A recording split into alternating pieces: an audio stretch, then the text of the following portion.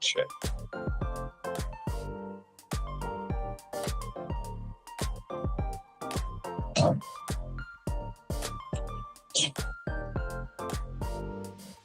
Yeah, I brought some magic tricks too.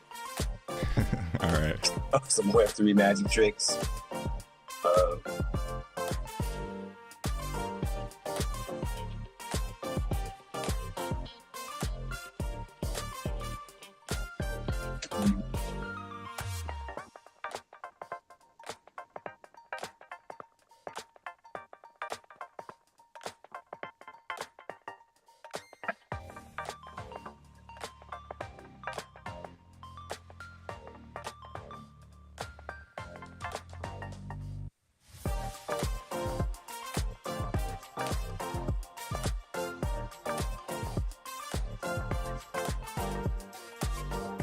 Got the pudgy penguin next to me. Nice.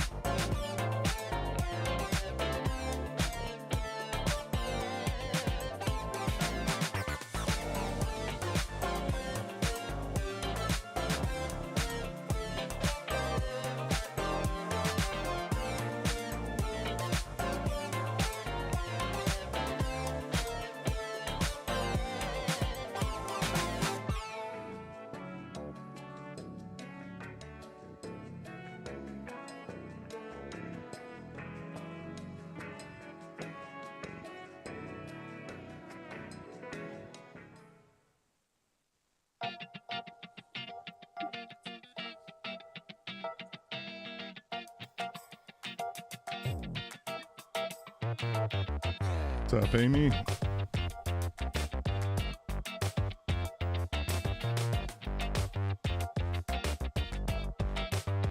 Amy's on deck. What a treasure.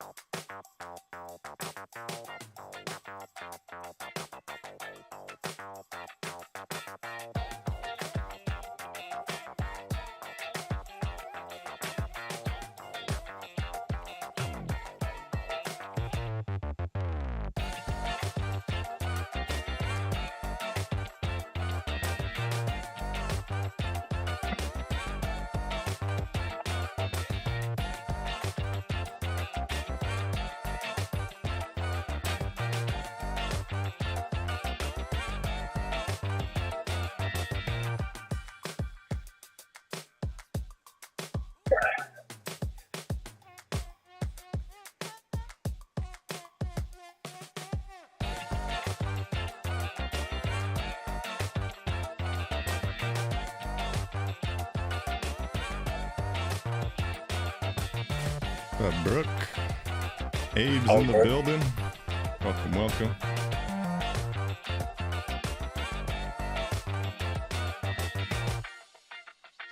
What's up?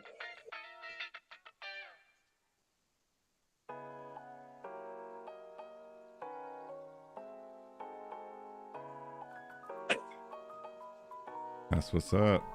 Appreciate the lurks. Are you in some type of room or something? Yeah, right away.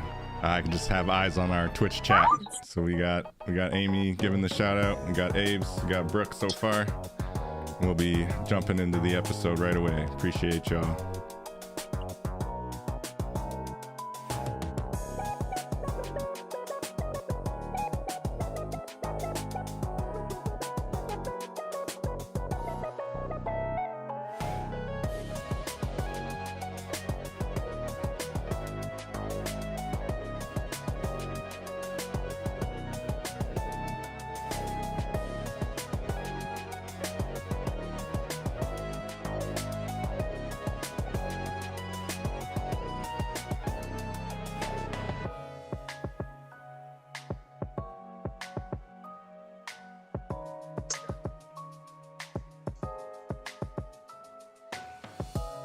Absolutely excellent.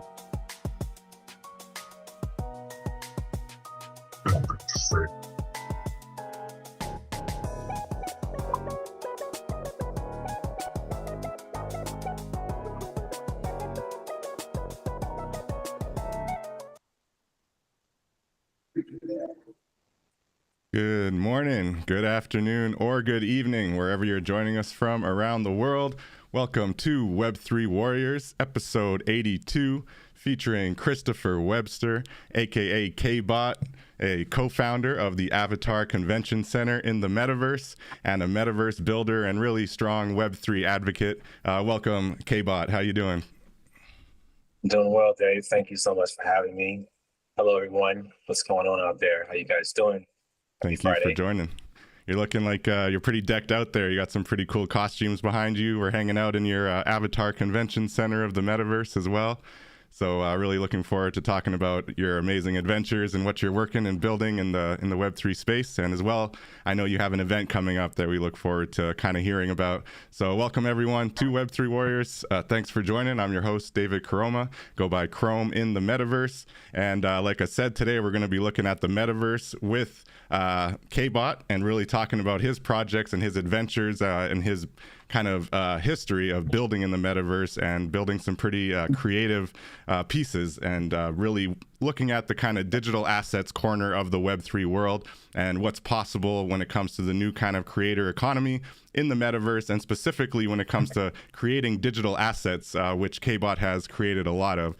So for those of you who are joining in the live stream, we definitely encourage any questions, any thought-provoking responses to what we're talking about. You know, we encourage participation from the chat, and I want to thank you for joining us on the live stream. We're live on a Friday night, which is not our usual timing of Saturday afternoon here on the Western Hemisphere, but it's fun to be with you, and I'm glad we've been able to get some people in here. And shout out to the whole community from the Avatar Convention Center. We got Amy, we got Brooke in here already, so I appreciate you jumping in. So yeah, looking at the topic of kind of events in the metaverse and really, you know, looking at Halloween around the corner and maybe potentially celebrating Halloween in the metaverse as Kbot's working on. You know, I really want to have a conversation around what's the potential of the metaverse. Like, what is it going to take to kind of take the metaverse to that next level? And, you know, we've spoken with MetaDre, who's kind of blending the IRL events with the metaverse events, which is really fascinating. We spoke to Tang Poco, who does a lot of events in Decentraland and has a really cool kind of community that she's built out over there. And so today we're going to be talking to Kbot really about what they're doing with the Avatar Convention Center.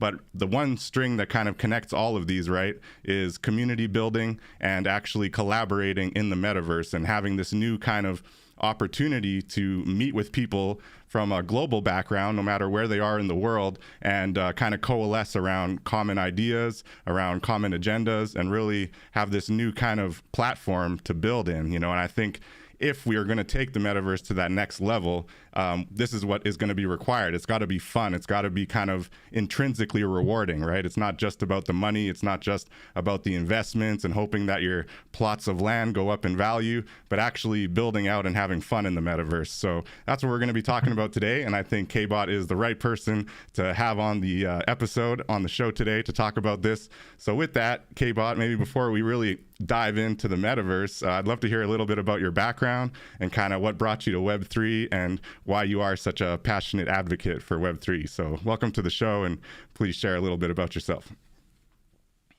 Thank you, Dave.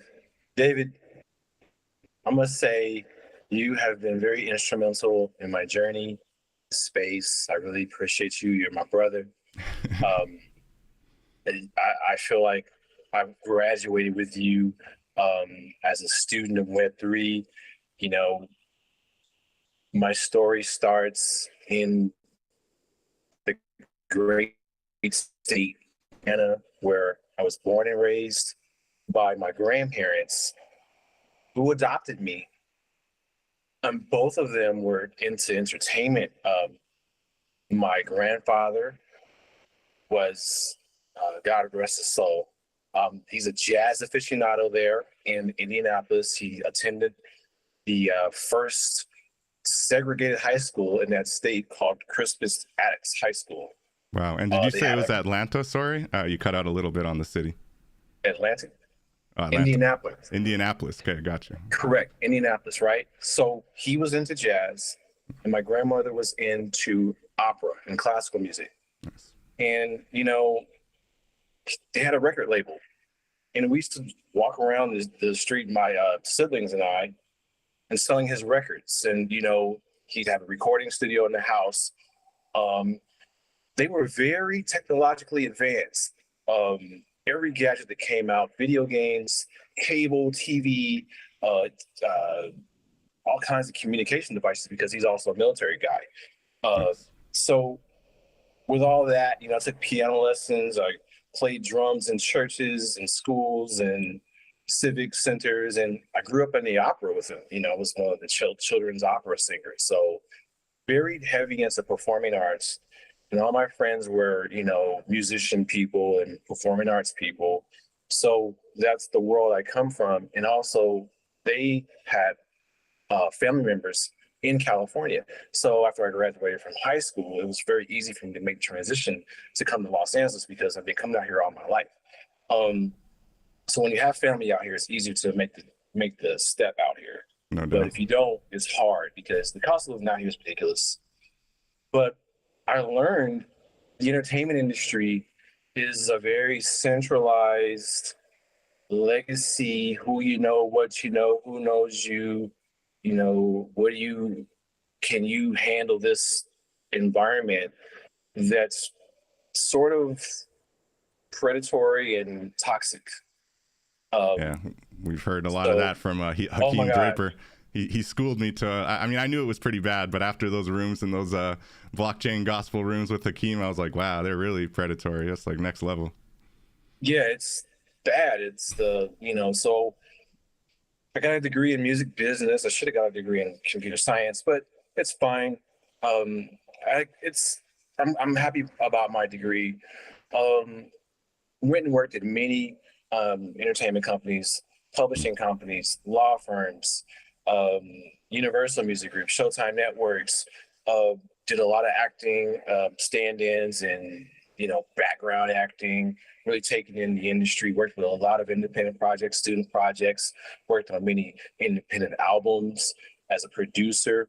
And I also worked behind the scenes to make money as a human resources professional and an administrator at a lot of these entertainment companies. So I got both pieces of the pie of these, or sides of the structures of these systems.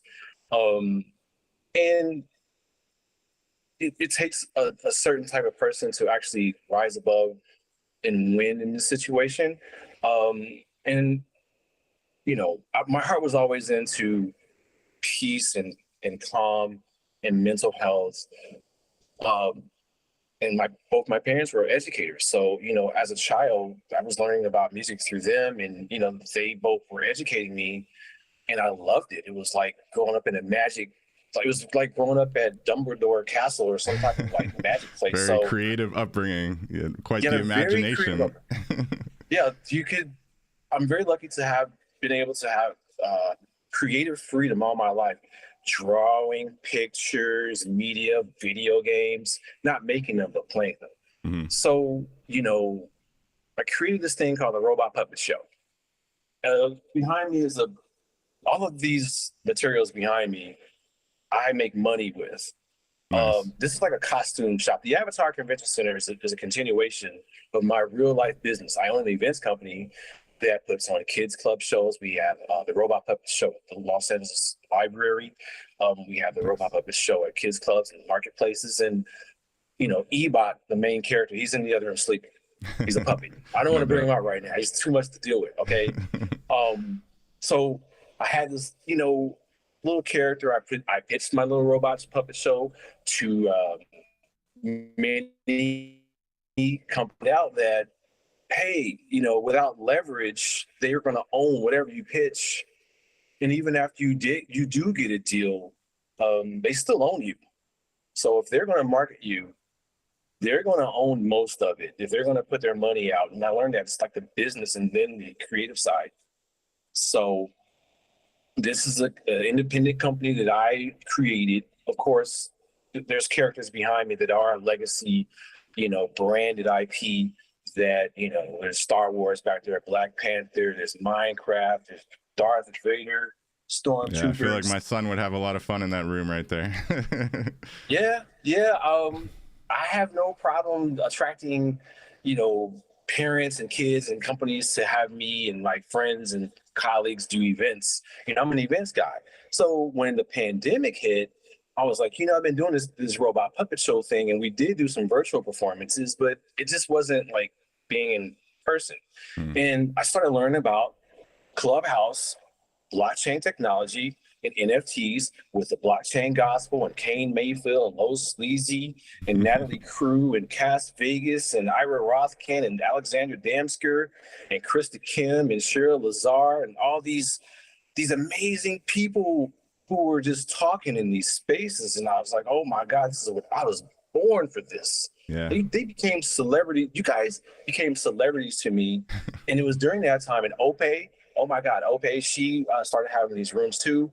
And I felt comfortable talking in there. So I started developing my Kbot character because I always wanted to have a bigger branded, strong robot character because I love robots since I was a kid. I can tell you guys that. Nice. I'm a creative robotologist. I've always loved robots. When I was a kid, there was the Transformers, there was the GoBots. Any robot character from, I don't care if it was an ancient robot, I wanted to see robots doing stuff. I wanted to see robots rapping. I wanted to see robots playing sports. I wanted to see robots singing. I wanted to see robots dancing. It was just an You just obsession I grew had. up to do all of that. Yeah, I wanted to see it. I was waiting, I was waiting for it. And then I'm like, as I age, I was like, well, maybe since no one's making this, maybe I'm supposed to do it because That's it. I've always wanted to see it. So I put this Kbot character together, this guy right here. And with Blender, I learned that, which is a 3D program. It's free. I encourage anyone here who's listening to get Blender and start learning Blender. Blender is a 3D modeling software that I believe will be as essential as learning how to work an automobile in the coming years. Wow. So I say that to say, understanding 3D, okay, even if you can open up Blender and say, okay, Blender, I want a cube. I want a three-dimensional cube to turn into circles. And then I want confetti to cover it. Right. And that's all I want. I want to create a cube, make it turn with confetti as an animation. Boom.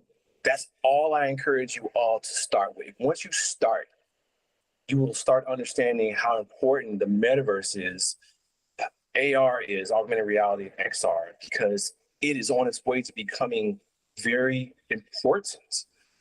Okay, so, I'm a music guy who was into technology and video games, and I'll play everything, World of Warcraft, Counter-Strike, Diablo, Doom, Call of Duty. I'm even in Roblox right now. Dang, even while you're building in the metaverse, you still getting pulled Yes, into Roblox? Roblox, Minecraft. Wow. I'll play anything, PlayStation, because my neighbor below is a producer for Sony, and he also went to the college. We went to CSUN, Cal State Northridge, and they have a pretty good computer science program. So, it's kind of hard now because a lot of, not him, but a lot of people were laid off in this time from the tech companies. So there's a cultural battle going on right now between the utility of blockchain technology and legacy utility. Tell me about it. It seems the, like the quite the battle. gamers, the ga- yeah, sorry, I'm talking too much. No, Please, it's all good. I don't want to lose track of that piece you talked about, though, with like taking what you were already doing in the real world, which is kind of dressing up and having these really cool costumes and entertaining kids, and then bringing that into the metaverse, right, and into the digital world. And now you had this character Kbot that you had imagined, and now you bring that into the digital world too. So I can see how that evolution's happened. And like me, went through the College of Clubhouse and blockchain gospel and other community, blockchain Clubhouse communities. So it's been quite the kind of experience for sure. So looking at that piece, like, have you really leaned into the idea of digitizing all of these costumes? I'm looking right now at a poster you have in your lot talking about the avatar costume shop. So it looks like you've definitely created kind of voxels versions of some of these things. I'm seeing the Stormtrooper, which you have over your shoulder, also on the poster here. So what kind of, Five Nights at Freddy's? Yeah, how do you see that kind of unfolding? How do you see it evolving from here now that you have jumped into Web3 kind of with this background around costumes and entertainment? How is it coming to life in the digital world, really? Okay, thanks for asking. So Amy, Marcel, and I have been working in the Avatar Convention Center for over 20 months now. Together, we have had 2 digital birthday party experiences where, for example, a kid will have a birthday party, a Star Wars themed birthday party, and they'll have the party in real life at their home or some type of community center. And what we do is we create the 3D space and have a digital twin of that party where the kids and the families can go in there and walk around. It's still new, it's still kind of clunky, and the kids are really young. So when you're out with your phone and you click on this stuff, you really don't know what's going on. And I've also learned that, adults really haven't connected moving their avatars in 3D. They just, for some reason, they have their phones and they'll swipe for everything. They'll go up and up and down, left and right, swipe. But when it comes to 3D, they freeze like a deer in the headlights. Like, I don't know what to do. I'm going to hurt it. Right. So teaching 3D and kind of leaving out the game part is a challenge, but it's coming, and more parents are warming up to it.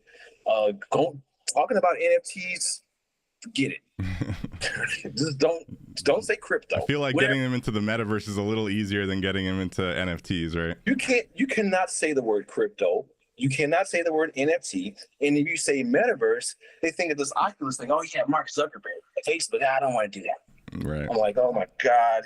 So what we did was we said, okay, you're going to get a free 3D space with this event you're booking. Oh, okay, great. So we get a few of them in there and walking around and stuff. So that's kind of how we're bridging it. You don't want to say, oh, for another $200, you all can go in there and buy stuff or play a game. We'll get there, but we're not there yet. Yeah. Okay. And you make it experiential, but you don't make it like a line item in the budget necessarily. Like you kind of do it as a kind of extra. It's like a bonus.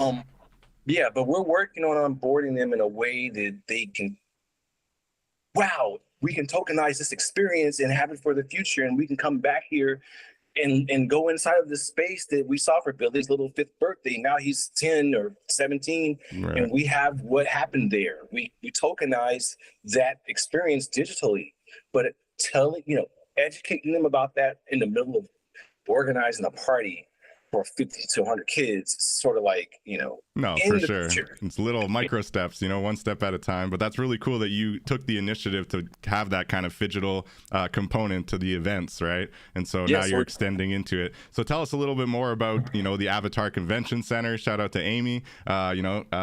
What kind of gave inspiration to that? What made you kind of come up with that idea? And what's the kind of end goal? What are you working towards? And then maybe we can jump into the event and other things you've done. Diving deep into this space, I feel like I was born for this. My last name is Webster. Okay. It's just like I was all about made the web, right? Right, web. So when I found out that virtual real estate was possible on a blockchain ledger that was decentralized, after all the work I've done in the entertainment business, after all these apps I've signed their terms of service for, and them changing the algorithms, them suspending my friends, them not pushing the content that I want, or putting other things in front of my community that I thought that I was, we're making content for algorithms. And, when I figured out through Clubhouse 2021, class of 2021 was really a game-changing time for me when I found out there was a metaverse place and everyone there was bullish about it. And in there, like Low Sleazy was in there, and Q, and just it was just like amazing. And I had to have virtual real estate because it would be I own without a bank being in the middle of it. And that really inspired and intrigued me. Okay, because it's almost like we exist to pay banks. Like they're in the middle of every little transaction we make. And this was an actual asset that I can purchase peer-to-peer directly. I know there's risks, but it was so beautiful to me. And working with Ope over the year and the others in the spaces about dressing these avatars, Kane Mayfield was the first rapper I saw rap in the metaverse. And all these characters had their wearables on their avatars, and I was in there, the only one in there looking like a mannequin. And that changed me. I'm like, wait a minute, everyone here is having a good time. They have their names over their head. They have all these cool little costumes they're wearing on their avatars, and I'm over here naked. So can't be naked in the metaverse. Can't be naked in the metaverse. But then I found out those are NFTs. These wearables are inside their wallet that they own. They can mint them and trade them and give them away or sell them. And I was like, what? I have to do this. How do you do that? Oh, you can't mint a wearable in voxels unless you own a parcel. So I was like, okay, I have to own one of these things because I want to dress myself. And around that time, oh my God, ETH was around, one ETH was around $4,000 or $5,000. Yeah, and these lots were going for over an ETH or something. Oh my God. So, here's the thing for me though. That was the reason why I got into this, to have my own real estate and to have my own digital assets or my own wearables. And that is where I am still now. So everything literally starts from your avatar. You cannot even dress yourself without naming it, which is also minted as your name is minted as NFT. Your shoes, your hat, your clothes, it's all NFTs. Yep. So it starts with you. This space starts with you. It doesn't start with the crazy jackals or the lizard leopards or whatever you want to call it that they're putting out. And I always came with that, and I'm still there. It starts from me. Like this space starts from me, and I need to mint for me. Anyone listening, would you, being naked, not having any clothes, go out and buy Taylor Swift's purse or Snoop Doggy Dogg's pants before you dressed yourself? So for anyone who would buy an NFT and have an NFT themselves, that's where that education comes in. So train going by. So the train was giving me like, yeah, I agree. Dress yourself, take care of you, just like you go on a plane. You put the mask over your face, then you take care of the other. That should be the ethos of the internet altogether.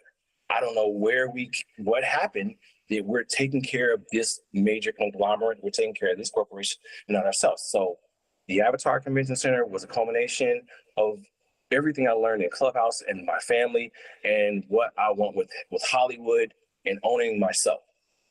So, and Obey and my friends, you guys, Web3 community, I love you guys forever. This is like, it had to happen and it's still happening. Like, it's an ongoing project, man. It's a project in motion, you know, like we're still relatively early as far as I'm concerned. I think, you know, to that point, you know, talking about that ownership, talking about the fact that, you know, you jumped into the digital world and then learned that all these different wearables and, you know, digital assets were actually NFTs, right? So it's not like you said, Roblox or even Minecraft, you can buy certain assets, you have them in the game, but you don't have them outside of the game. You can't sell them for real world value, right? So how important do you think that is? And how do you kind of foresee that side of it evolving? How do you see the market evolving from here? Well, it's still going to be an uphill battle because the gamers, I don't know if take the assets out of the game because it might, what's the word? It takes away from the universe of the game. If you can take out an asset, sell it, or take it away and do something else with it somewhere else, or maybe they're being brainwashed some kind of way to not see it as value. Yeah, you know, I think it's a weird, because I get this a lot. We've talked about Web3 gaming quite a bit on the show for sure, and we've heard from gamers because I was streaming Rocket League tournaments before I had ever streamed anything about NFT or the metaverse, you know? And so what I've seen a lot in the space is that there's this idea that because you're making money off of a video game, you're now working, right? And you're not just having fun. And so it's this kind of idea that we can't be, you know, selling and trading and having, you know, actual economic value out of it and having genuine fun. Like it has to be one or the other, you know? And I think that's unfortunate. Shout out to TP. I see you running around in the Avatar Convention Center. What's up? Yeah, how do you feel about that kind of juxtaposition, right? And I think that from a gamer perspective, I see it and I agree to an extent it shouldn't be about the money. But I also think that for the creators, the ability to create something and actually sell it and then know that you own it and have it into the future is pretty exciting too, you know? Yeah, it's two things too. If you're in a world working for this game and you won and you built community and you guys show up, like we show up, and then these outsiders come in, either they're, hey, you haven't been here as long as me, how dare you? Or, you were rich, you're gonna buy everything, or all of a sudden you're something and we've been here. And I think that actually happens digitally. And then the second thing is the corporations that own this, just like these apps, Twitter, TikTok, they want you there. They want you to stay there. So they can sell you ads. This is the Web 2 that we're up against, right? This is the Web 2. They want you around, like you can't leave. You're not, hey, you can't go anywhere, you know? But imagine being left in the city. You can't leave the city. If you leave the city, you have to take off your clothes, give us the car. You can't live anywhere. And then when you come back, we'll let you wear these clothes again. That's digitally what's happening here. Okay, kind of. But see, David, not to cut you off, but this is going. We'll get through the game part, but when we go to the commerce part, there's a huge opportunity here to educate commerce. I think we're a little too artistic centric and game centric, and we need to become more utility centric. So we're solving problems. We're paying bills. We're saving time. We're connecting easily, and we're, peer-to-peer transactions on, so let me just rest right there and let you go. Sorry. No, that's amazing. And that's exactly the emphasis that I'm trying to focus on. But to your point, I think we're up against that Web 2 piece, right? We're up against the idea that data the lack of data sovereignty and really just kind of manipulating your data, making it so like, you know, putting the most kind of emotionally charging content in front of your face so that you'll click on things, and all this kind of like weird outcome of Web 2 that we're at right now.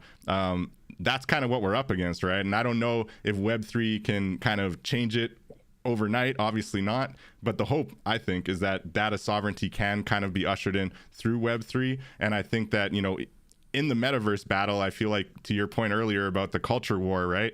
There's this idea of like, is the metaverse the metaverse, right? The horizon, the idea that like, you know, we're going to be in this immersive, you know, always on immersive world in the future, but it won't necessarily be on the blockchain, right? And I feel like this continued FUD around the blockchain has, you know, a purpose, right? To your point about the culture war, you know. So how do you see that kind of shaking out? And do you think that we have to do more events like what we're talking about today with the Halloween in the metaverse, or just building community in the metaverse? Is that the solution? You know, because I feel like it's obviously not going to be money, because they have all the money in the world, you know. So it's got to be like, what's going to push the culture to embrace Web3 and embrace kind of data sovereignty and embrace true ownership of your digital assets, which these other kind of more centralized platforms don't really offer, right? Yeah, I believe it comes down to the freedom of information, and enjoy learning and higher learning. But when you kind of like pull the curtain back, you're charging for information. A lot of this information should be open. Critical thinking, emotional intelligence, financial literacy, and even the ability to not be penalized for asking questions. You know, a simple question. I go to the bank, I ask them, how much do you guys pay for rent? They look at me like I'm crazy. There's too much we don't know. We don't know where the money of our money just literally just disappears. Yeah. And we don't know where it's going. And then their data is digital, is a digital asset. So if you are okay with someone coming into your home and just, okay, David is looking left, David is looking right, David is just drank this, David is talking to this person, David is turning the lights on, David is watching this, and they're just in your house just telling somebody everything you're doing all day. You probably David wouldn't be okay sleeping. with that, right? David is waking up. David is going to drink some, eat some potato chips. This is our reality, though, Chris. That is what's happening. And we don't know it because we're so brainwashed or indoctrinated to look over here, look at this thing, look at this football game, look, he threw that ball, wow, look at this woman over there, look at this celebrity, oh, she's crazy, she's jumping, she's pregnant. I mean, it's a lot. Come on, man. It's a lot, man. Yeah, so that's what we're up against, I think. And to your point, I think it's just going to be a culture shift is all we can bank on. And those of us pushing the opposing kind of possibilities, right, have to just keep pushing, I think, and hope for the best. But getting back to the Avatar Convention Center, I don't want to lose sight of the event. I definitely want to give you an opportunity to have a full promotion of this really cool Halloween event. So we're hanging out in the plot. I'm seeing vampires floating around, a whole bunch of fire. You know, what is the plan for Halloween next week in the metaverse? What's good? Yeah. Okay, everyone, get ready. The plan is to have fun. All we want to do is have fun. Nice. Okay, that's the plan. The plan is not to sell NFTs. The plan is not to have 100 million people show up. You know, all these vanity metrics is really toxic, and it's not helping our mental health. The plan is connect. The plan is to understand. The plan is to be educated on what's possible. So, you know, a lot of Web3 projects, they're doing it, man. The plan is decentralized professionalization. The plan is understanding what works with little, because I'm seeing a lot of projects, big projects, and the other side of it is like people are burnt out. They didn't make any money. They're shutting down. This didn't work. look, there's plenty of money to be made in real life and Web 2. And if you're coming in Web 3 with scarcity, you already lost. We need to Amen. come in there Say it with again. a, Say it again. if you come in Web 3 with scarcity, you're already losing. If you are coming here to make money so you can pay for your phone bill, or you got to hurry up and buy this car, or you need money so you can fly to France to this next event, this is what's messing this shit up. So I'm so sorry to say that. Okay. Now, a lot of people made a lot of money back in 2020 and 2021, a little bit of 2022. And let's all take a step back and figure out what we love and start from that. So the Halloween Metaverse Festival is what it is. It's a festival. We're going to go in there.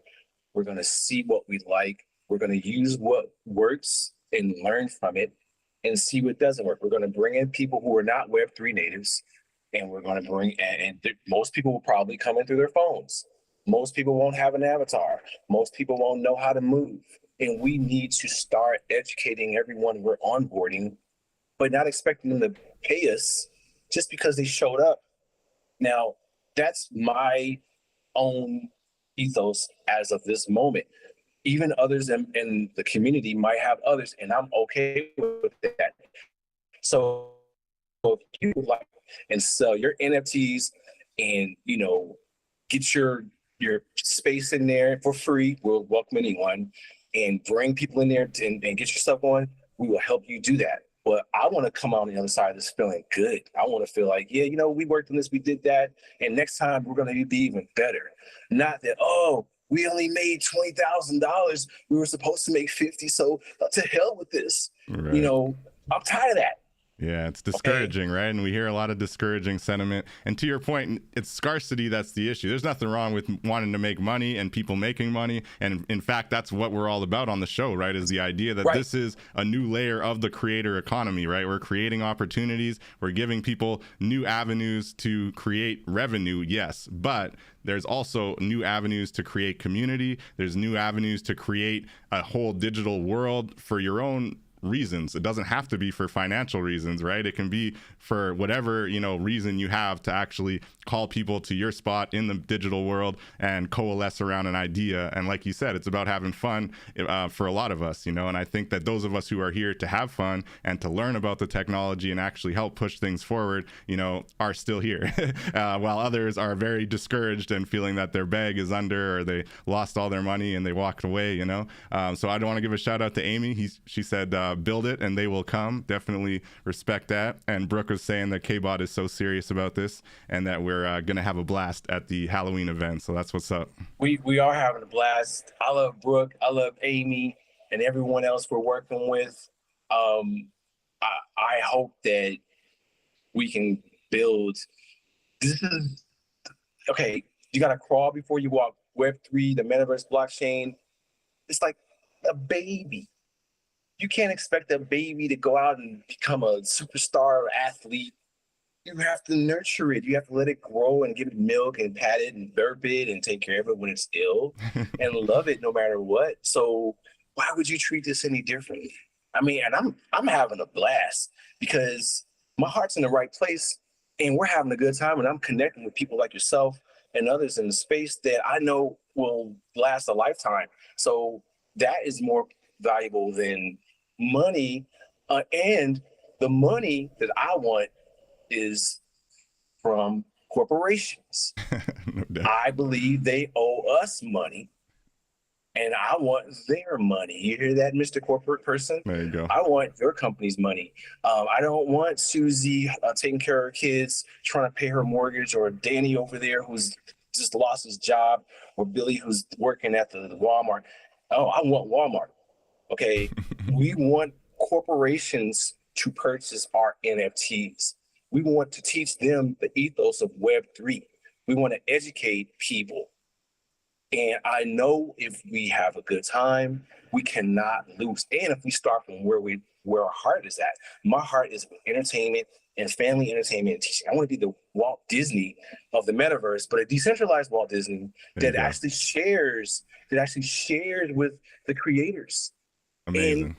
the janitor, everybody, Anybody and everybody who's involved, right? anybody can get in on this, man. That's it. The Uber Eats person, the receptionist, everybody should get a piece of this, not just 10 dudes or 10 women or 10 guys. We got to share this stuff, man, because what is happiness? What good is having all this money if you're not happy?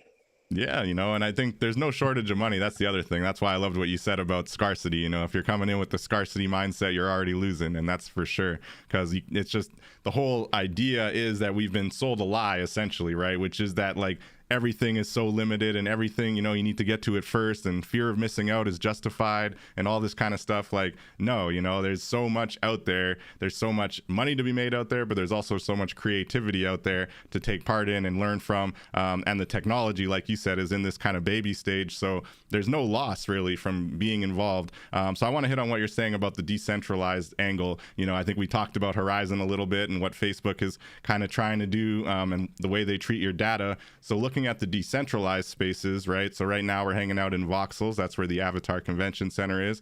We've talked about Decentraland as well.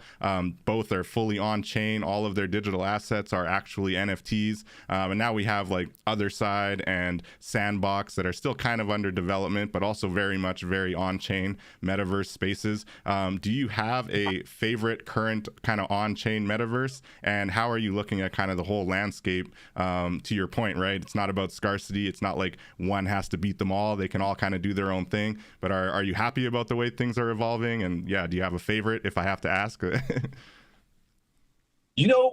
Today my favorite metaverse is Macy's. You say Macy's? Yeah, Macy's just opened their metaverse today. Macy's, like the store? Macy's department store. I know it sounds crazy. I just went there last night. Listen, you guys got to go in there and check it out, because they're combining legacy, style, and utility. Now, I say that to say they have these giant clothes. They have these giant avatars without any bodies, just clothes walking. And they're like the size of buildings, in between buildings. So it seems like you're in New York. Well, so they're showcasing giant clothes, right? And your avatar, which is connected to Ready Player Me, we'll discuss that in a second. But you're going inside, you're walking down the street, and basically you have to jump in the air, like 300 feet in the air, to look at their avatar, look at the clothes avatar, and you have the option of buying it, and your avatar just floats down looking at it. And you walk to the next one, and you jump in this next little trampoline thing, and your avatar slowly goes up and slowly comes down as their giant avatar is moving. And I haven't even gone to the main floor. So the creativity is very impressive there. Now, when it comes to your data, when it comes to the creators of these clothes, we got to get that down. Okay.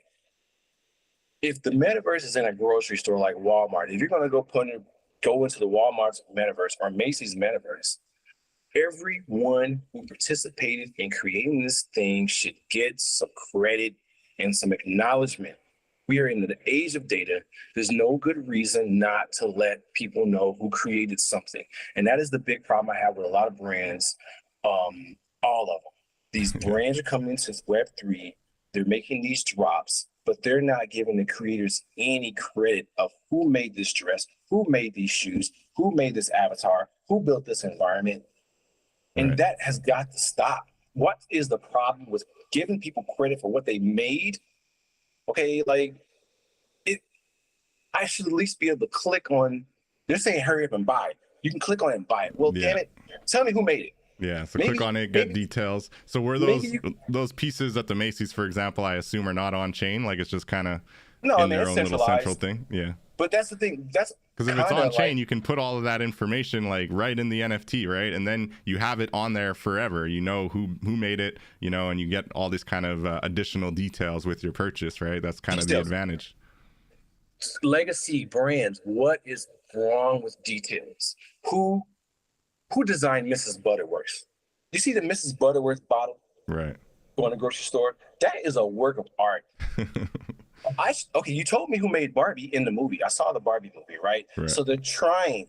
They went deep into who made the Barbie character. And Hmm. Barbie was the first product that actually became a character. So when I see the Mrs. Butterworth movie or Jolly Green Giant or all these Kellogg's Frosted Flakes, Tony the Tiger, the Michelin Man, I want to know who designed this stuff. I want to know that their family is being taken care of from the creator that made this. So that is the challenge we in Web3 have to um, educate people who don't really care or they didn't think that it was ever something to even know about. But we're in the age of information and digital data. So your data is important. The data of people who created everything we love is important. And it's time to start showcasing that. If I see a movie in the metaverse and I want to pause it and walk around in the scene and I see a hat I like, or I like the way the guy did the lighting, I should be able to click right on that thing and get all the data like, Jerry Johnson Wow. did at the You're whatever on the company. next level then, man. Immersive film, that's like Web4 film or something. I don't know. All of it, man. Yeah, I man. want to know recipes. I want to know, but that's what NFT it is. It gives you data and For it gives you sure. ownership. So, it's a long road, though. I know people don't give a damn, but they don't because we've been indoctrinated and trained not to. Yeah, and we're just early.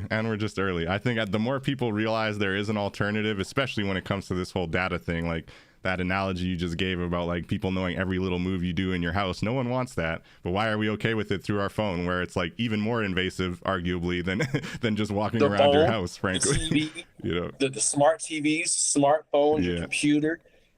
We're surrounded by being like literally monitored. Yeah, The it's the pretty the, wild. the dash cameras, the what do you call it? The DoorDash, the Ring cameras. Yeah, yeah. They'll talk back to you. Every digital item is all synced up and feeding some big cloud at this point. And Well, not to be too scary, because in the end, I think there's innovation and things are there for a good reason. I have an Alexa. I have no problem, talking to yeah, sometimes. she's listening to you right now. She's telling people you're smiling and talking. Yeah. I bet you she is. Okay, so if what David, I ask people how much is your data worth?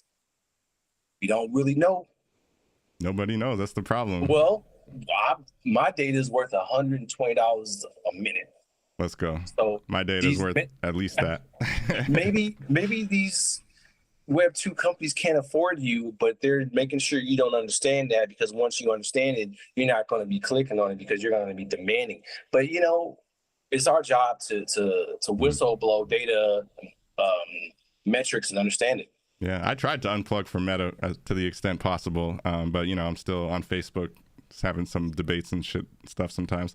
So I do want to get your thoughts on like Other Side and Sandbox, for example, right? Like these are a couple that are promising to be very on chain, but have also allowed for a heavy amount of what I would call speculation, right? We're seeing people who bought Other Side plots for like 10 Ethereum, and now they're worth maybe 1.5 Ethereum or something. So they're way underground. You got quite the costume. Okay, go going ahead. on I'm there. listening. Other Okay, side. all right. You can't throw me It's off. Friday night.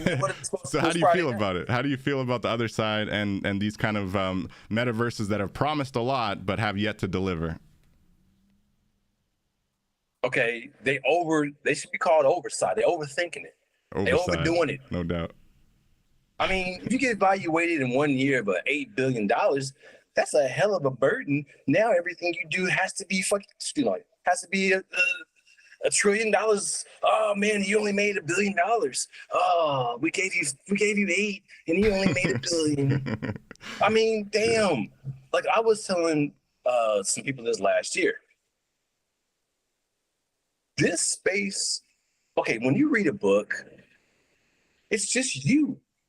When you look at something, it's just you. When you cook something and give it to your family, maybe there's 3 people there, maybe 1, you're making it for yourself. You're not making a cheeseburger or a vegan sandwich for 1,000 people. The point I'm making is, why would you think you can make $1 billion when you can't make $1? The Other Side, I know they'll never do this. They should become the 99-cent store of the metaverse. They should be making stuff for anybody to come in there for $1. and just give us $1 and just walk around and help us make this thing. One of you guys giving us $1 is going to give us some ideas. And when you give us an idea, we're going to reward you. But no, oh, you can't get in here because you don't have an ape. Right. You know how I tried my hardest to become a part of the Bored Ape community without giving them $100,000, and it was just not possible. They're going to Hong Kong on private jets, and they're probably going to be they're just overdoing it. So that should be a lesson to us. Just because you're throwing money at something, you're making it. It doesn't take 4 people to make cornbread or some cookies, man. All of us, most human beings are just really basic, simple people who just want to have a good time. We don't need caviar at Jack in the Box. Okay. So I saw the other side, and I went in there. Or excuse me, I saw the videos. It was 1,000 apes running around in a white space with just chaos, just jumping around. And they were all so happy they were there. Oh, we're here. We're all rich. We're all connected. If you're in here like me, you're better than everybody else, right? That's the vibe I got. But I was like, okay, how in the hell are you going to manage 20,000 people doing one thing in a place that's not regulated? What are you guys doing in here? Then you made the doo-doo dash where they're going to be in the toilet. You got to flush your avatar down the toilet, go into the sewer, and find some shit. And that's so, I'm working on Shitverse, but maybe after the holidays we'll get to that. Yeah. But come on, guys. I'm sorry I said that. If any kids are watching this, please bleep that out. I apologize. But it's Friday night here at the Avatar Convention Center, where you can come and make your metaverse dreams come true for nothing. That's what's okay. Up. I feel it. I feel the energy, and I don't disagree with what you're saying, but do you think they're redeemable, I guess, is another question, right? Like, do you think that other side, even though it may be overvalued, is still, something to look forward to? Or are you kind of just like on to the next thing? Well, they have enough money to make mistakes and figure it out. Yeah. But I'm glad I didn't FOMO in. I know some people with land there, and they're very... okay. Man, I just like voxels. Yeah, it would have been awesome to be in like early on, I think. But yeah, definitely for those who bought in at the 6 figures, I feel for them a bit, but at the same time, not really. You know why I like voxels? Yeah. Because it's up to you. And all of this is up to you. If you're in decentralized, that means you can't have this building make everything and then you go in there. You have to make the building. And I find that very empowering. Some people they don't have time, or they don't feel like it, or they're not passionate about it. And you got to be interested in it. But I don't discount the other side at all. I mean, I don't like the monkey thing, but I'm out here in Hollywood. I'm pretty sure there'll be a Bored Ape movie, video game out. And just like this pudgy penguin I have right here, I have a pudgy penguin. Got a pudgy penguin from Walmart. Yeah, this is a birthday gift. Yeah, happy birthday to my fellow Libra, David. That's it. Happy birthday, man. Okay. Yeah, so I actually asked for this for my birthday. Nice. This is a pudgy penguin NFT. It is the first mass-produced NFT from the pudgy penguins community. So now I have the physical and the virtual. I have not redeemed the NFT yet, but I believe this is where everything is probably going to have to go to for the time being. A physical and digital version of your drop of your NFT. Now, if you can't do that, wait until you can, or create some other value. But just dropping a digital NFT right now and selling it out, I'm sort of like on the fence about that. Yeah, it's a tough slog right now. I mean, unless you're someone who's like a quote unquote influencer, or you've got a very dedicated and awesome community, and if so, power to you, because that's awesome. Yes, but yeah, exactly. it is difficult right now to be on that hustle to sell out an NFT, especially if it's a high volume. Lots of NFTs you're trying to sell. But if you're giving them away and you're teaching, I mean, that's fine. Or you're selling, if you're selling NFTs right now, digital collectibles without physical, then I would love to talk with you. But I probably already know some of you, you Yeah. know. And one of my weaknesses is not really marketing, because I love to create. I'm one of those creator people who like to create. So that's my weakness, is creativity, as opposed to damn all that. I'm just gonna go market this stuff. And I like having Yeah. a balanced life. I like going out, meeting people, going to the gym, seeing my family, hanging out, eating. I just can't, like, I like to be a whole person, but Exactly. I don't want to burn out through this space. I've seen too much people get burnt out. I'm with you, man. Maybe it's the Libra energy. I don't know, but Yeah, man. we need that balance, right? We're trying to balance things out, man. We can't Like, just be I'm getting jumping all in good one way. exercise, eating, smiling, and interacting with people who have nothing to do with this stuff every day There you go. for balance. There you go. But don't get me started, though, because they don't want me to start talking about this stuff. I won't stop. I know you're passionate, man, for sure. So I was surprised when I asked you about your favorite metaverse and you said Macy's. That took me off guard. Look, but I know you love voxels, right? And I want to know. No, my favorite centralized metaverse right now is Macy's and Roblox. Okay, centralized, but decentralized voxels My still favorite got your heart. decentralized is voxels, hands down. Nice. Now, wherever you start, you'll probably be biased, and that's probably because I know people like Upland and people are on Second Life. Some people are bullish about Grand Theft Auto or Counter-Strike or World of Warcraft or Call of Duty, and that's where they live. Those are just video games. But I mean, agree, they are still metaverse for sure. That's where they live, man. Yeah, so I can't, but see, they all have to coexist and interoperate, and if they don't, that's fine. Like, if voxels doesn't turn into something huge, that's going to be fine, because guess what? What you learn in there, you can apply it everywhere. So that's why it's important to me to learn that, because what I've learned there, I can apply it to other places or even educate other places.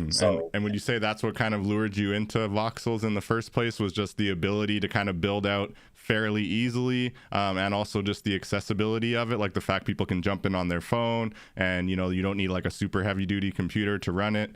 What kind of, why do you love voxels so much, aside from it just being your kind of first real metaverse experience? But you know, I love voxels because it's the first 3D creative place that you can own and connect and collaborate and educate and sell and trade and build.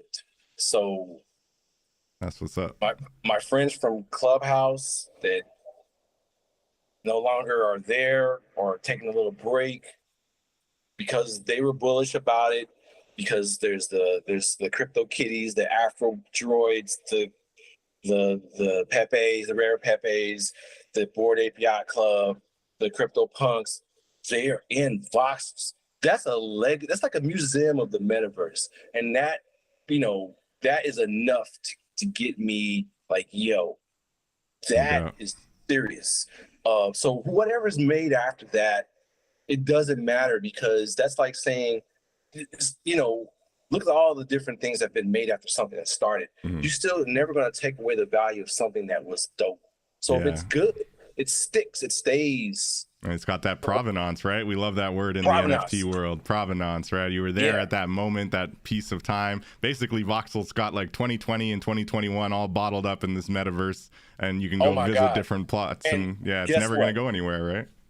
Voxels Architect is in voxels. They just sold the first home that had a digital house for $12 million. Damn. Okay. So Voxel Architects has Decentraland, Sandbox, and voxels. They're all on the Ethereum blockchain. Nice. Now, we need to understand what that means. That is huge. I believe everything of value, at least half of everything of value at some point, will be on a blockchain ledger, because it's better than writing on a piece of paper and trusting this building to take care of it. I don't know how long paper is going to last. Paper is not sustainable. So you know, we need to evolve. So this is the evolution of technology and trust and peer-to-peer and global collaboration. So who wouldn't want that? But No they're doubt. not. It should be blockchain. I'll tell Amy this all the time. Blockchain technology should be emergency broadcast television education channel on television 24 hours a day. That was if the Like, government wanted to embrace the innovation, but unfortunately they're oh siding my with the God. big banks and trying to stifle innovation, at least in America more so, but in Okay, other I got a corners sound. as well. Let me give the sound effect for that one. Okay, this is the sound effect I have for the banks. Fail. Yeah. So, I challenge anyone here to go to the bank and ask them, hey, when are you guys going to sell crypto? They look at you like, oh. Well, we'll So, see. Something's around the corner, some big change. Whether the banks embrace it or not, I think we may be banking ourselves pretty soon. So I do want to thank you for this opportunity, man. It's been a really great conversation. I got a couple more questions, but I want to give the opportunity to anybody watching, if you have any questions as well as we start to wind down here, definitely feel free to ask them in the chat. But I appreciate those who have been watching and hopefully learning a lot about the metaverse and what's going on. So what is the exact date and time of the Halloween event? We got a magic trick going down on the camera here. does anybody here know a magic word? Abracadabra. Have a banana? Abracadabra. What's that? Cadabra. Oh, my dad has a camera. Okay. This is a can of soda. I'm going to make this can of soda levitate. This is a part of the experiences you'll see at the Halloween Metaverse Festival happening October 27th through November 2nd. If you have the nerve or the courage, show up or show out. Watch this. Gonna spill Coke all Did you over see that? yourself. Did you see it? I see it. It Okay, looks that's very the first- risky. Very risky. Look at that. Look at that. That'd be $7,500. Thank you. Oh, That's wow. the NFT right there. That's the NFT. I'm impressed. All right. NFT How that do I- for sure. Okay, go ahead. Here's my wallet address. Thank you. With Web3 Warriors, I'm gonna invoice you. Amy, get on that. No, I'm just joking. Web3warriors.eth. That's it. Anyways, the Halloween Metaverse Festival, we have games, we have a scavenger hunt, we have spaces, we have the elevator. The elevator. Elevator. Basically, you're gonna go inside an elevator that's going straight to hell. Oh my gosh. And you have to solve some type of challenge before the elevator reaches hell.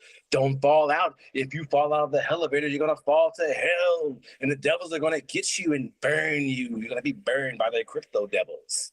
It sounds pretty Okay. creepy, man. We also have Vampire Verse, where the vampire FUD will come after you, and you have to go into that space and help out with that. Dracula is going to be inside of a coffin, and you got to do something inside of Vampire Verse. Maybe you're going to find something. Maybe we have to take a picture and go to Twitter and tag us to get the prize. All of the games have prizes. We also have Camp Crypto Night, where Brooke and I have been talking about a chainsaw. So we're going to be some chainsaws in there. You got to run from a chainsaw. We also have a maze where you have to solve mazes and look at people's art and wearables and all types of things before the ceiling falls down on you. You have to solve the maze before you're killed up in there. So we have a lot of experiences. Also, the Avatar Convention Center, you can walk around there and discover things. So anyone here is welcome to join in. The Halloween Metaverse Festival is free. You can get on your phone. You don't need to connect your wallet. It's going to be something else. We have music, we have games, we have prizes, we have gifts, giveaways, digital wearables, digital assets. And the grand prize is Bitcoin. We're giving away Bitcoin. Oh, snap. And a whole Bitcoin? We also have gift cards, real life gift cards that we're giving away for that. Nice. We have a masquerade ball, a pumpkin patch. We have a wreath creation, and we have costume contests. There's going to be DJs and music. Dang. And actually, throughout the whole thing, if anyone participating wants to actually contribute, they're welcome. We'll bring their stuff up. So There you go. it's a collaboration. Collaboration, promoting art, promoting other digital assets. So I assume you're asking people to wear their favorite digital asset costume, or if they don't have one, go to the Avatar Convention Center and snatch one up for themselves. Where's the brakes? Put on the brake. No, No. because we have learned the majority of people that are coming will be on their phone. Mm. Now, who here has ever connected their phone to a MetaMask? I will not admit to doing it, but I may or may not have. How in the world, if it's the majority of people coming is going to be their first time ever even using this thing, even going into a metaverse. So to ask someone their first time showing up to buy something is not my idea of utility or value. We want to create value. We want them to show up at us. Hey, we love what you did. How do I get this? Then afterwards, or maybe during, we can do that. But to ask them to buy a costume so they could be dressed, we've seen that. I just think we need to look at a different way now. And I noticed you have some costumes out here that you can just click on and try on, so that's pretty cool. For people who don't have a costume, you can get them tried on for free. So if you show up naked, you can still put on something while you're here. Right, but we've got to start educating our communities, clients, customers, potential clients.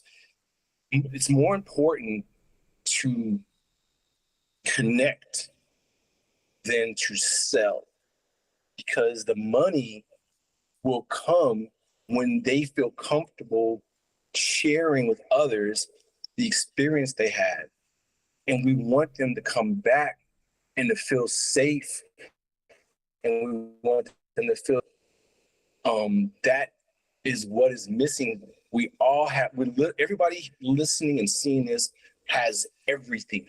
You have everything. If you can see, you have your eyes, you can walk, you have shelter, a car, you are already abundant. So to wish, that's just my philosophy at this moment. Now, if somebody comes in there with $100 million, hey, I want everything, we're going to sign them up and get this money. No doubt. But, you know, just regular people showing up, I don't know. This is Facebook and FBX and Sam Bankman-Fried. I don't know if I should do this. But yes, if you want to buy a costume, go into the costume shop and pick the costume you want, and we will mint it together.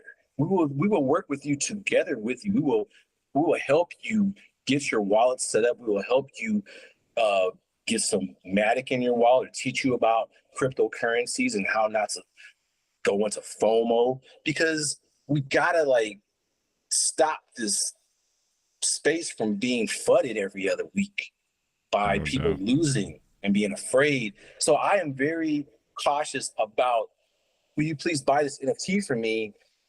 Because I've been burned. No doubt. I have been burned by it. Look. We've all been burned, man. Oh my God. Some people can't afford to be burned. Hard learning Some lesson, people can't afford to be burned, man. Yeah, we got to help others avoid it, right? Imagine going to the grocery store and you're buying some milk, and the milk, oh, I'm so sorry, this milk costs $27 today, and yesterday it cost $4, or it's sour when you go home. We have to start thinking since we're here early, we got to think ahead. I know if we do this, the fruits of that will be multiplied. But yes, if you buy anything for this Halloween Metaverse Festival, you are included in the ACC membership, and you will be included in the legacy of, you get a free birthday party every year. You get access to our token gated events. You get first look and help. This is not security. This is not legal advice or financial advice, but you're going to be one of us. You're going to be in our community, helping us build the next wonderful, beautiful. Look, this Halloween thing is just a seed to the other plans we have. This is a small fraction of what we have planned, and we're trying to learn and be intentional and build something that lasts with a good reputation in Web3. If that means taking our time, or me just learning more, because that's probably what it is. There's other people who know more than me, like yourself and Brooke and Amy. There's people who we're included with who know way more than I know. So Well, you know more than me when it comes to building in voxels. That's for dang sure. Because, like, you know, I think we all have our different areas that we've kind of really jumped into and kind of immersed ourselves. Personally, like, I've looked at it from a fairly high level, just like the creator economy, building on the blockchain. How is the blockchain creating new opportunities, disrupting industries, helping yeah, artists and creators, you know, find new opportunities? That's kind of, but that's so broad, right? So I'm not a coding expert. I'm not a building in the metaverse expert, although I love trying, and I'm definitely working on our plot in the metaverse, and pretty proud of what we've got so far. So yeah, to your point, you know, the ability to build in here and learn as you go, and then say, hey, you know, I actually love creating this. Now I can build a broader community around it and have more collaboration and kind of just keep snowballing from there, right? It's kind of exciting. snowballing, yes, Mm, avalanche. that's it. We're inside of you know, the train where people were like doing like this with the train. So the train is turning into a steam train, electric train, then it's becoming a plane, and we want to be a rocket. So you can get on the rolling trolley car. You can Yeah, jump the on mine that. cart. You can jump on a mine cart, a trolley car, but can you jump on a rocket? We're building a rocket. Let's go. We're not building a bicycle, although bicycles are good for the environment and we do promote that. But the, the, our trajectory is beyond what we're able to talk. Come to it if you can. It's 7 days. There's no excuse. That's Learn it. about it. Help. You can help if you think there's something could be improved. We're open to that. We have a Discord. We're open in all of our Twitters and Clubhouse and LinkedIn. And you know, this is a tribe. This is not one Mark Zuckerberg or Jeff Bezos or Elon Musk thing. This is what fun is that, man? For the culture, right? It's for the people.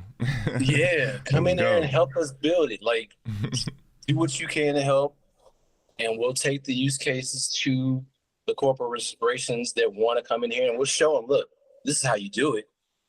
No Look what we're doubt. doing.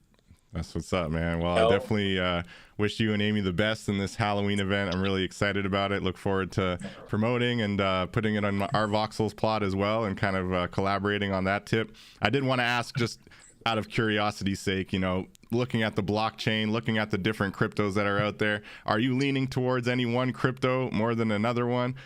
Do you have any favorites, or are you very, you know, like many others in the blockchain gospel community, stuck to this blockchain agnosticism and just, you know, waiting and seeing how the different blockchains kind of evolve? Are you committed to any one blockchain more than the others?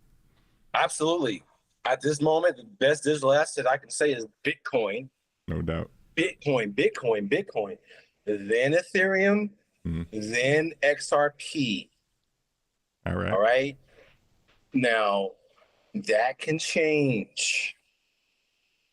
So that is how I feel today. Cool. If someone We else got a has top something three. I else, like it. yeah, that's it. That's my top three: Bitcoin, Ethereum, XRP.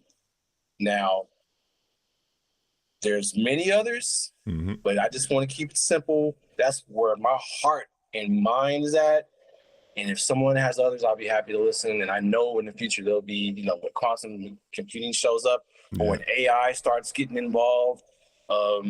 But today, that's where I'm at. No doubt. No, I kind of What about agree. you? Definitely the top two. You know, I like XRP as well, so I Oh have my no gosh. bad words to say. You know, I think it's cool list there for sure. Yeah. Yeah. What were Thanks, you you building guys. there? I saw you had a balloon. Yeah, I'm going to make this heart. Everyone listening and seeing this, this is a Web3 heart. Let's go. Okay. This heart Impressive. is for everyone who wants to get rich and be happy and build communities and be in love with themselves and their families and friends and communities. And this is for all the digital communities around the world entering this space. You are not alone. We're all working on this together. We can build this. Now, I become a billionaire next week, I might be a different guy. But today, this is No, me. don't change. Don't change, Kbot. Don't let the money change you, man. We're all gonna be millionaires and billionaires, right? That's the promise. We're all gonna make it, right? We're all gonna be okay. Right. So sorry about the noise. This is a heart, a Web3 heart. This is for everyone. Let's go. Let's build this. Let's make it work. Please come to the Halloween Metaverse Festival. Thank you, Dave, for letting me talk, coming out and checking out the spaces. And we want to also showcase you and your builds. You have good artwork that you've created, and you have a great space. And we want to teleport to you. And anyone listening, you can teleport your Twitter, your videos, your art, your AI art, the pictures of your costumes, whatever you got. We will support you, and you will be a part of our community. We have badges of community members and utility to be a part of our community, and that's where we're starting. Nice.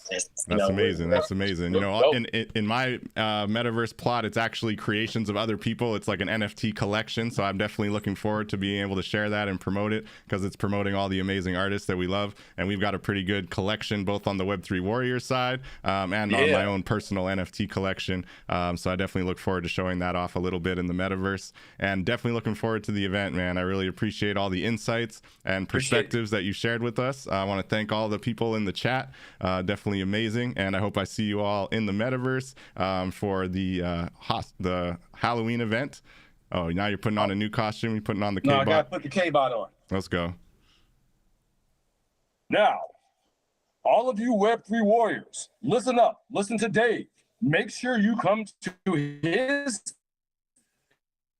experiences and sign on and click his work. The blockchain is here to stay. It's not going anywhere. It's not a scam. You can make it. Let's go. Web3 Warriors signing off. Let's go. Let's go. Until next time, we'll catch you all in the metaverse. Peace out, everybody. Take care. Peace. Pew, pew. Yeah.